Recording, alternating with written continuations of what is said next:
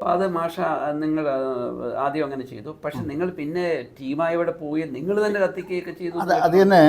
അപ്പോൾ അതിനുശേഷം ഇതിപ്പോൾ ഞാൻ പരീക്ഷിച്ചു കാര്യങ്ങൾ അറിഞ്ഞത് ഡിവൈനാണോ മനുഷ്യൻ്റെ കൈകളിലാണോ എന്നുള്ളത് അറിഞ്ഞു.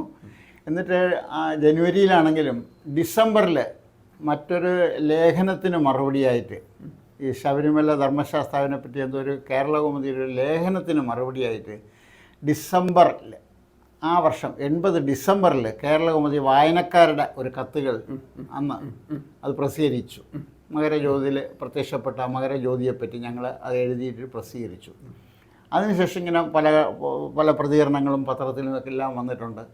അതുപോലെ 81 സംഘടിതമായിട്ട് ഇതിനെ ചെറുക്കണം എന്നുള്ള ഉദ്ദേശത്തോടെ തിരുവനന്തപുരത്ത് നിന്ന് 34 പേര്, നമ്മുടെ പേയാടുള്ള MP ശ്രീധരനായിരുന്നു അന്ന് ജില്ലാ സെക്രട്ടറി സാറ്, പിന്നെ ഈ ടൈറ്റാനിയത്തിൽ ജോലി ചെയ്യുന്ന മധുകുമാർ, പിന്നെ ഞാൻ വേറെ മറ്റ് 33 പേര് ഇവിടെ നിന്ന് വന്നു. തൃശ്ശൂരിൽ നിന്ന് AV ജോസിൻ്റെയും ഉണ്ണി കാക്കനാടിൻ്റെയും നേതൃത്വത്തിൽ ഏതാണ്ട് 50ഓളം പേര്, ഒരു ബസ് നിറയെ ആൾ തൃശ്ശൂരിന് വന്നു. ഈ ബസ്സിന് റൂട്ട് തെറ്റിപ്പോയി എന്ന് പറഞ്ഞിട്ട് ഫൈൻ അടിക്കുകയും ചെയ്തു സർക്കാർ. കാരണം പൊന്നമ്പലം വീട്ടിലേക്ക് വരാനുള്ള പെർമിറ്റ് ഇല്ല. അങ്ങനെ അവർ ഞങ്ങളും കൂടെ അവിടെ നിന്ന് ഒരു 12 പന്തങ്ങൾ മകരജ്യോതിസിന് കൂടെ കത്തിക്കാൻ വേണ്ടി ഒരു 12 പന്തങ്ങൾ അവർ തന്നെ കുറച്ച് സാധനങ്ങൾ ഈ ഫ്ലെയിം മത്താപ്പ് പോലെയുള്ള സാധനങ്ങളെല്ലാം അവർ കൊണ്ടുവന്നു. പൂത്തിരിയെല്ലാം കൊണ്ടുവന്നിട്ടുണ്ട്. പൂത്തിരി, ഈ കൊരവപ്പ് എന്നുള്ള സാധനങ്ങളൊക്കെ അവർ കൊണ്ടുവന്നിട്ടുണ്ട്. തൃശ്ശൂരിൽ അതിൻ്റെ കിട്ടും ആണല്ലോ. അവർ കൊണ്ടുവന്നു.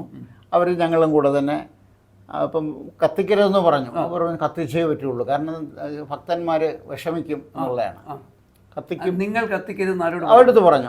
അവർ കത്തിക്കുമെന്നുള്ള പഴയ ടീം തന്നെ ഈ ഗോപിനാഥനും ബാക്കി സംഘമുണ്ട്. അന്ന് ഫോറസ്റ്റ് ഡെവലപ്മെൻറ്റ് കോർപ്പറേഷൻ്റെ MD ഡോക്ടർ PN നായർ അദ്ദേഹം ഉണ്ടായിരുന്നു. ഫോറസ്റ്റ് ഡെവലപ്മെൻറ്റ് കോർപ്പറേഷൻ്റെ ഫൈനാൻഷ്യൽ ഓഫീസർ ശിവശങ്കരൻ നായർ, നമ്മുടെ ഇവിടെ കുമാരപുരം ബർമാ റോഡിലുള്ള ആളാണ്. അദ്ദേഹം ഇപ്പം മരിച്ചുപോയി, അന്നുണ്ടായിരുന്നു. അന്ന് അദ്ദേഹത്തിന് ഞങ്ങൾ അവിടെ കാലയെ കൂട്ടി കണ്ടിരുന്നു. കാരണം ഞങ്ങൾ മകരജ്യോതിസ് അന്വേഷിക്കാനാണ് വരുന്നത്. പക്ഷേ ഒരുപക്ഷെ വനം വകുപ്പ് വിചാരിച്ചാൽ നമ്മുടെ പേരെ ആനക്കൊമ്പ് മോട്ടിക്കാൻ വന്നെന്നോ ചന്ദനം വെട്ടാൻ വന്നെന്നോ കേസെടുക്കാം. അതുണ്ടാവരുതെന്ന് പറഞ്ഞു. ഞങ്ങൾ വേറെ മോഷണത്തിനോ ഒന്നും വന്നില്ല. ഇതിൻ്റെ സത്യാന്വേഷണത്തിന് ആളുകളെ ബോധ്യപ്പെടുത്താൻ വേണ്ടിയാണ് വരുന്നത് എന്ന് അദ്ദേഹത്തിനെ അറിയിച്ചു. അന്ന് ഈ 81 പോയപ്പോൾ EK നയനാർ മന്ത്രിസഭയാണ്. അന്ന് TK രാമകൃഷ്ണൻ ആഭ്യന്തരമന്ത്രി, അദ്ദേഹത്തിൻ്റെ പ്രൈവറ്റ് സെക്രട്ടറി ആയിരുന്നു നമ്മുടെ ഒരു കമ്മ്യൂണിസ്റ്റ് പാർട്ടി ഉണ്ടാക്കിയല്ലോ MP രാഘവനല്ല, വേറെ ഒരു ചെറിയാൻ, BB ചെറിയാനാണ് ഒരു പ്രൈവറ്റ് സെക്രട്ടറി.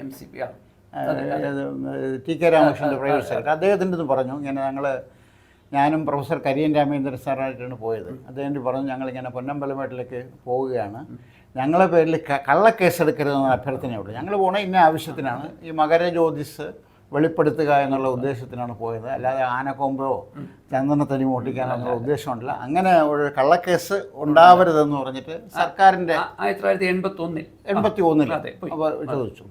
81 ഇതുപോലെ ഞങ്ങളും അവരുമായിട്ട് തർക്കമുണ്ടായി. കത്തിക്കരുതെന്നവർ, അവർ കത്തിച്ചേ തീരുമെന്ന് അവർ. അങ്ങനെ നിങ്ങൾ കത്തിച്ചാൽ ഞങ്ങൾ ഒരുപാട് വിളക്ക് കത്തിക്കുമെന്നാണ് ഞങ്ങളും. അങ്ങനെ അവർ കത്തിച്ചതിന് ഒപ്പം തന്നെ ഞങ്ങളൊരു 12 തീപ്പന്തങ്ങളും കത്തിച്ചു. അടുത്ത ദിവസത്തെ പത്രങ്ങളിൽ എല്ലാം വന്നു, മകരജ്യോതിസ് 1 അല്ല 2 അല്ല നിരവധി കണ്ടു എന്നുള്ളത് വന്നു. There is so many jyotis around the original jyoti എന്ന് പറഞ്ഞിട്ടാണ് ഇന്ത്യൻ എക്സ്പ്രസ്സും കേരള പത്രികയും ഒക്കെ റിപ്പോർട്ട് ചെയ്തത്. അവരെല്ലാം ശ്രദ്ധിച്ചു. കാരണം അവർ ലേഖകന്മാരെല്ലാം കണ്ടു, ഒരുപാട് മകരവിളക്ക് കാണുന്നു, അതിൽ മകരവിളക്കും മറ്റു വിളക്കുകളൊന്നും എല്ലാം കാണുന്നു, പിന്നെ പൊട്ടിത്തെറിയോടെ കണ്ടെന്നും പ്രകാശ കണ്ടെന്നുമല്ല പല പത്രങ്ങൾ. എക്സ്പ്രസിൻ്റെയൊക്കെ കട്ടിങ്സൊക്കെ ഇപ്പോഴും ഉണ്ട്, നമ്മുടെ കയ്യിലുണ്ട് കുറേയൊക്കെ. എക്സ്പ്രസ്, കേരള പത്രിക, എല്ലാ പത്രങ്ങളും. ശേഷം എന്തെങ്കിലും ആക്രമണമൊന്നുമില്ല, കാരണം ഞങ്ങൾ അന്ന് സ്ട്രെന്താണ്, അവരെക്കാളും സ്ട്രെന്ത് ഞങ്ങളായിരുന്നു. അതുകൊണ്ട് ഞങ്ങൾക്ക് പേരിൽ ആക്രമണമൊന്നുമില്ല. അങ്ങനെ അവരും കത്തിച്ചു, ഞങ്ങളും കത്തിച്ചു, വാർത്തയെല്ലാം മടങ്ങി വന്നു. പിന്നെ 1982 വീണ്ടും പോകേണ്ടി വന്നു. കാരണം വെച്ചാൽ ഇവിടെ നാട്ടിൽ വന്നപ്പോൾ ധാരാളം പേർക്ക് ഞാൻ ഐ വിറ്റ്നസ് ആവണമെന്ന് ധാരാളം പേർക്ക് നിർബന്ധം. അപ്പോൾ അവർക്ക് ഗൈഡായിട്ട് പോകേണ്ടി വന്നു.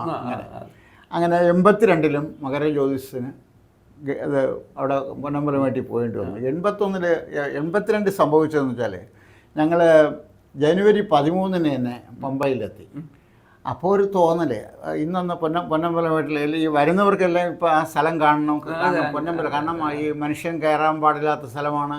അവിടെ ആനയും പുലിയും കടുവയും ഒക്കെ ഉള്ളൂ, മനുഷ്യന് പ്രാപ്യമുള്ള എന്ന് പറയുമ്പോൾ ആ സ്ഥലത്ത് പോകാമെന്ന് പറയുമ്പോൾ അത്ഭുതം വരും. അതുവരെ പോകാത്തപ്പോൾ ആർക്കും സംശയമില്ല. എന്നിട്ട് ഞങ്ങൾ ജനുവരി 13 ഇതേപോലെ വൈകിട്ട് 6:30 അവിടെ പൊന്നമ്പലമേട്ടിൽ അവിടെ എത്തി. അപ്പോഴാരോ ഇങ്ങനെ പറയും നമുക്ക് ഇപ്പോൾ ഇന്നൊരു ജ്യോതിയം കത്തിക്കാം. ഒരു ദിവസം മുമ്പേ അഡ്വാൻസ് ആയിട്ട് ഒരു ജ്യോതി അന്ന് കത്തിച്ചു, ഉയർത്തി ഇതുവരെ കാണിച്ചു. അടുത്ത് രാവിലെയുള്ള ആകാശവാണി 6:15 തിരുവനന്തപുരം തൃശ്ശൂരൊക്കെ വാർത്തയുണ്ട്. ആ വാർത്തയിൽ വന്നു. മാതൃഭൂമി ഫ്രണ്ട് പേജിൽ അടിച്ചു. മകര 14 കാണേണ്ട ജ്യോതി 13 അവിടെ പ്രത്യക്ഷപ്പെട്ടു വന്നു. ഫ്രണ്ട് പേജിൽ വാർത്ത വന്നു. എന്നിട്ട് ദേവസ്വം ബോർഡിൻ്റെ ഒരു കമൻറ്റും കൂടെ വന്നിട്ടുണ്ട്. ഇത് മകരജ്യോതിയല്ല, മറ്റാരോ അവിടെ കടന്നു കയറി ദീപം തെളിയിച്ചതാണെന്നുള്ള ദേവസ്വം ബോർഡ്. കാരണം അവരാളയിച്ചിട്ടില്ലല്ലോ. അങ്ങനെ 1982 13 ജ്യോതി കണ്ടു, 14 ജ്യോതി കണ്ടു. കാരണം ഞങ്ങൾ 14 അവിടെ ഉണ്ടായിരുന്നു. ഈ 13-ാം തീയതിയും 14-ാം തീയതിയും 2 ദിവസം ജ്യോതി കണ്ടു. അതിൻ്റെ വാർത്തകളൊക്കെ. അപ്പോൾ നിങ്ങൾ 14-ാം തീയതി അവിടെ പോയി കത്തിച്ചു? 13-ാം തീയതി കത്തിച്ചു, 14-നും കത്തിച്ചു. അപ്പോഴും ഇവർ എതിർത്തില്ല? ഇല്ല. അപ്പോഴും നമ്മൾ ശക്തരാണ്. കുറേ ആളുകൾ ഇപ്പോൾ ഇങ്ങനെ നമ്മളിങ്ങനെ പ്രചരിപ്പിച്ചുകൊണ്ട് പല ഭാഗത്തും കേരളത്തിൻ്റെ പല ഭാഗത്തിനൊക്കെ തന്നെ ഇപ്പോൾ തൃശ്ശൂരിന് വന്നു, ഗുരുവായൂരിന് വന്നു, ഇങ്ങനെ കൊയിലാണ്ടിയിലും കോഴിക്കോടും അങ്ങനെ പല ഭാഗത്തു നിന്നും ആളുകളൊക്കെ വന്നിട്ടുണ്ട്.